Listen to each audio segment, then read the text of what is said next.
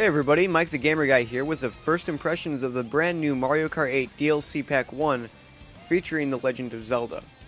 I just wanted to sort of talk about how I felt about it, what I thought were some of the high points, maybe some of the low points, and just generally what there is to see. So of course the main meat of why people want to play this is the new courses that have been added, and there's a total of 8 over 2 cups, the Egg Cup and Triforce Cup.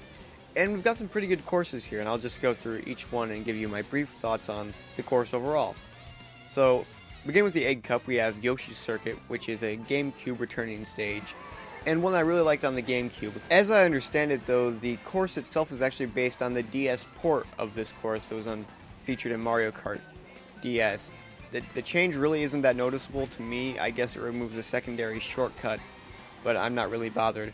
Something that is kind of interesting, or at least worth note, is that unlike some of the other retro courses that we've seen before in Mario Kart 8, this one doesn't appear to be updated very much in the way of mechanics. But there's no new anti-gravity sections or anything like that, as far as I can tell, which is fine with me, honestly, because the visuals and the atmosphere have been just brought up to that Mario Kart 8 level. Like, they really are good at adding atmosphere to some of these older courses, and I really appreciate that. Then we have our first new course, the Excitebike Arena, which was one I was instantly excited for as soon as I saw it, because I do really enjoy the original Excitebike, especially versus Excitebike. So I sort of wanted to relive that maybe in a true racing game. So this course is a lot of fun. It's actually randomly generated every time there's new landforms. The basic shape is the same, but there's like different landforms, so you can do different ramps and stuff. Very interesting. Sort of playing on that idea of how Excitebike had a creation tool on the NES. Then we have Dragon Driftway, which is a course that's not really based on anything. It's just an original Mario Kart course, and it's really good. This is a real heavy emphasis on anti-gravity, where the previous two really didn't use it that much, if at all. Dragon Driftway is all about flipping you upside down and corkscrews and all that. A lot of fun. It doesn't feel gimmicky, actually. It actually really works, and it's probably one of my favorite courses in this entire pack.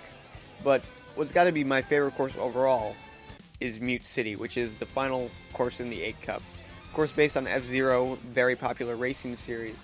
This once again has a heavy emphasis on anti-gravity, just like Dragon Driftway. Maybe that's why I actually like these two. But not only does it use the F-Zero mechanics really well, changing the health replenishing tiles into tiles that give you coins, which I thought was a really clever idea. But you're just going really fast, you're doing some really crazy stuff that is just a very energized level, and I really liked it. Moving on to the Triforce Cup, I think this is the weaker of the two, like I said, but there's still some good courses in here, like Wario's Gold Mine, which I know was very popular on the Wii version. I haven't spent that much time with the Wii version, but I can understand why this is a very fun and hectic course. Then we have Rainbow Road for the Super Nintendo, which is admittedly kind of strange. In a way, I sort of understand it, because really the Super Nintendo courses aren't very accessible anymore. Anyone who's tried to play the original Mario Kart recently knows that it's not exactly the most accessible game. That being said, I guess this is his 4th time being released, because as I understand it, it actually was on Mario Kart 7. I know it was on Super Circuit in the original game, and now Mario Kart 8, so this is the 4th time this course has been released. It seems kind of unnecessary, sort of like they were trying to fill in a spot, but I don't know. One thing I do find amusing, from what I can tell, is that the Rainbow Thwomp guys are wearing like 70s era John Lennon glasses. At least that's what it looks like to me. Maybe I'm totally wrong, but that's what it appears. Then we have another new course, Ice Outpost, which, like the other new courses in this game, is really, really good.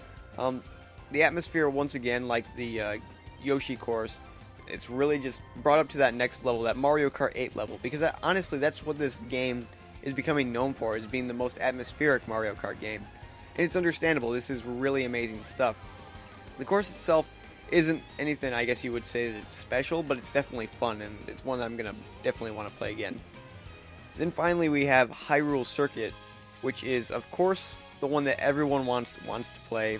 It's the one everyone was looking forward to, because it's a Legend of Zelda and Mario Kart. How do they mesh? They mesh really well. Just like Excitebike and F-Zero worked really well in this world, so does The Legend of Zelda. There's not that much really super interesting going on. There's some stuff. First of all the coins in the level have been replaced by rubies, which is a nice touch. I'm glad they did that.